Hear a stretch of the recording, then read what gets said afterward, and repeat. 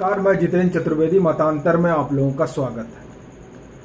खेला करने वाली ममता दीदी के साथ खेला करने के लिए एक फाइल तैयार हो गई है। अब वो फाइल क्या है, किसकी है, इस पर हम लोग बात करेंगे। उससे पहले मेरा आप लोगों से अनुरोध है कि आप मतांतर को सब्सक्राइब करिए, लाइक करिए और वीडियो को ज्यादा से ज्यादा शेयर करिए। आपको ध्यान होगा कि वैसे तो ममता बनर्जी और ये हम कहिए कि केंद्र सरकार के बीच ठनी ही रहती है और उसका बड़ा कारण ममता बनर्जी का अपना रवैया है। और ये रवैया कोई नया नहीं है। अगर आप पीछे जाएं तो पीछे ये पूरा जो है आपको इतिहास दिखाई देगा। और आपको एक चीज और बताऊं, उस इतिहास में आप ये भी देखेंगे कि किस तरीके से वो करप्ट अधिकारियों के पीछे और साथ खड़ी हो गई हैं ढाल बनकर। या आप थोड़ा सा अगर आप अपने मैं ये कहूंगा कि दिमाग पर जोर डालेंगे तो आपको एक घटना और याद आएगी कि चिट फंड घोटाला जो 25,000 करोड़ के आसपास का था और राकेश अस्थाना ही उसकी जांच कर रहे थे। राजीव कुमार जो वहां पर इस पूरे मामले की जांच पड़ताल कर रहे थे, जब उनसे राकेश अस्थाना ने पूछताछ शुरू की, राकेश अस्थाना मतलब सीबीआई, उस समय राकेश अस्थाना स्पेशल डायरेक्टर हुआ करते थे सीबीआई के, उन्होंने चिट फंड घोटाले की जांच पड़ताल जब शुरू की, उस जांच पड़ताल में पता चला कि अधीर रंजन चौधरी हो, मुकुल राय हो, ऐसे तमाम नेता, आप जो पत्र है उस पत्र को आप देखेंगे, शारदा चिट फंड के जो मालिक हैं उनके पत्र में साफ तौर पर लिखा है कि हमने किसको किसको पैसे दिए हैं। तो उसमें अधीर रंजन चौधरी भी हैं और बाकी टीएमसी का तो कई लीडरान है ही है। तो उस समय भी जब राजीव कुमार को सीबीआई पकड़ना चाहती थी तो आपको ध्यान होगा कि किस तरीके से धरने पर बैठ गई थी ममता बनर्जी। तो ये ममता बनर्जी का स्वभाव पुराना है और राजीव कुमार का क्या हश्र हुआ यह आपको पता है। आगे बढ़ूं उसके पहले एक चीज और बता दूं कि उस मामले में भी जो तत्कालीन सीबीआई निर्देशक थे वो इस पूरी जांच में अड़ंगा लगाए बैठे थे कि यह जांच ना हो पाए और ममता बनर्जी जो है उस चिटफंड घोटाले में ना फंस पाए, इसकी पूरी योजना बनी थी। और देखिए कि वो योजना सफल रही और राकेश अस्थाना जो है सीबीआई डायरेक्टर नहीं बन पाए और चिटफंड घोटाला जिस आप ये समझिए कि निष्कर्ष पे पहुंचना था वहां तक नहीं पहुंच पाया। बहरहाल तो राकेश कुमार के लिए इन्होंने ऐसा ही अनशन आंदोलन किया था और उस अनशन आंदोलन में ये फंस गए थे। और अब जो राजीव कुमार का जो हाल है वो आप देख ही रहे हैं, हम उस पर नहीं जाएंगे। अभी अल्पन बंदोपाध्याय पर कार्रवाई होने वाली है, फाइल पूरी तैयार हो गई है और ये संभावना इसलिए भी बलवती हुई है क्योंकि आप देखिए राजीव कुमार वाला मामला आप उठाकर देख लीजिए। जो लोग ये कहते हैं कि नहीं मोदी सरकार कुछ नहीं कर रही है बंगाल के मसले पर, तो मैं उन लोगों का ध्यान इस ओर लाना चाहूंगा कि देखिए आलोक वर्मा के ऊपर कार्रवाई की अनुशंसा संघ लोक सेवा आयोग से डीओपीटी और गृह मंत्रालय ने कर दी है।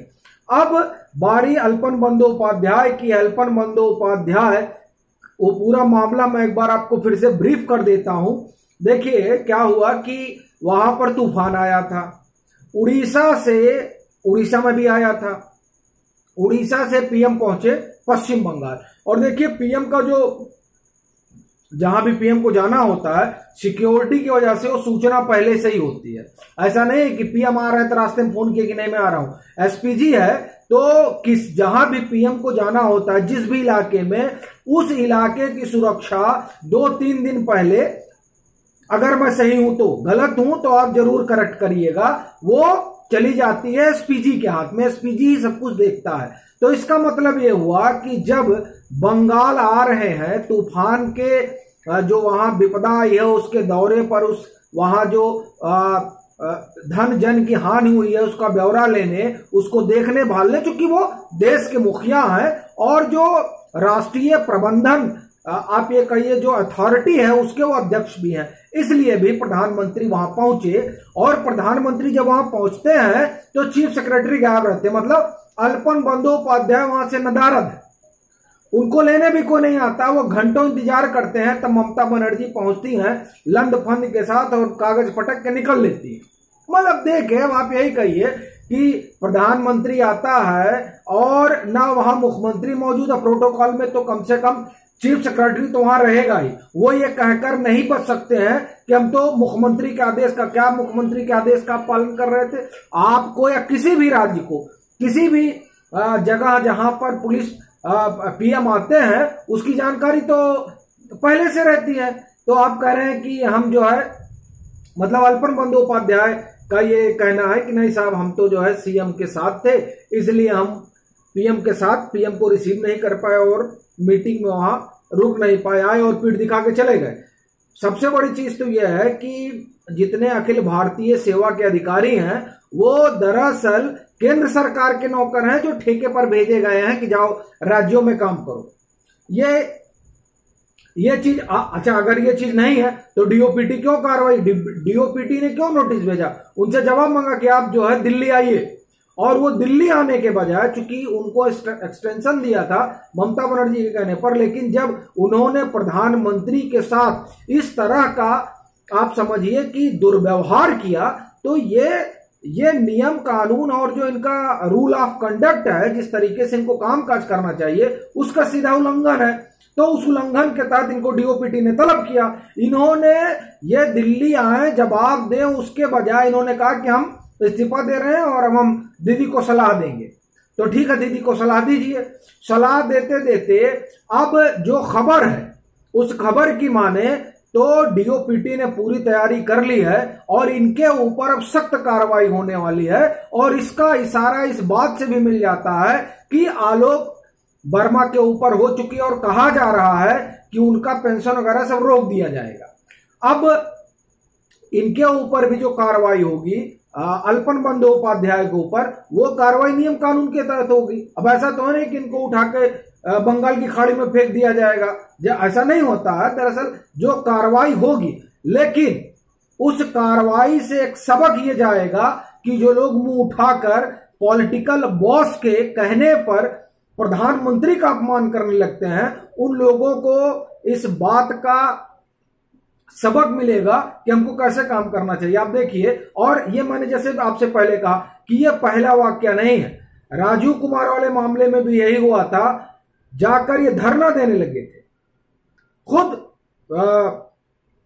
ममता बनर्जी गई थी धरना दे। अभी देखिए इनके चिटफंड वाले मामले में, मतलब वही शारदा वाले में, जब सीबीआई उठाने गई तो फिर चली गई धरना देने के लिए ममता बनर्जी। आप देखिए कि किस तरीके से ये रार ठानने पर लगी हुई हैं। और अब उन लोगों को क्या कहूं जो लोग ये कह रहे हैं कि बंगाल मॉडल लागू होगा।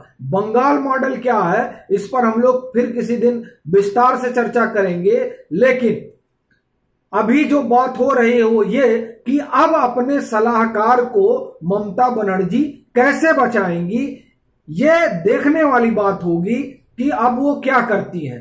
चूंकि कानूनन तो उन्होंने जो उनका इन लोगों के सर्विस रूल का जो इनका सर्विस रूल है उसमें तो उन्होंने गलती की और उसके मातहत इनके ऊपर कार्रवाई होगी, उसकी तैयारी हो चुकी है, ऐसा इंडिया टुडे की खबर है।